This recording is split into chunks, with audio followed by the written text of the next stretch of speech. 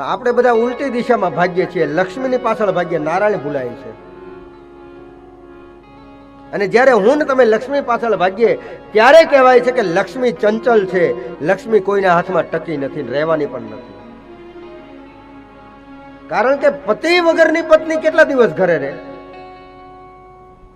પતિ વગરની પત્ની કેટલા દિવસ ઘરે રહે? તો શક્ય બને તો નારાયણને માનજો, લક્ષ્મી ચોક્કસ આપણા ઘરમાં આવશે.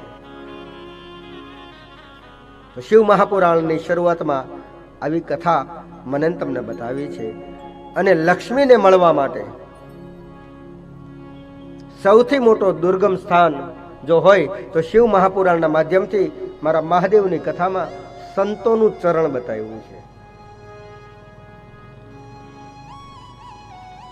સાધુ સિવાય તમને કોઈ લક્ષ્મી આપી ન શકે. સાધુના ચરણની સેવા કરવી.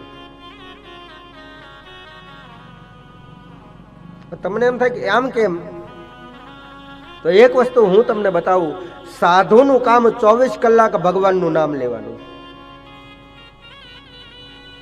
અને આવા કોઈ સંતનો હાથ આપણા મસ્તક ઉપર પડી જાય તો એ મારું ને તમારું ભાગ્ય બદલી નાખે છે.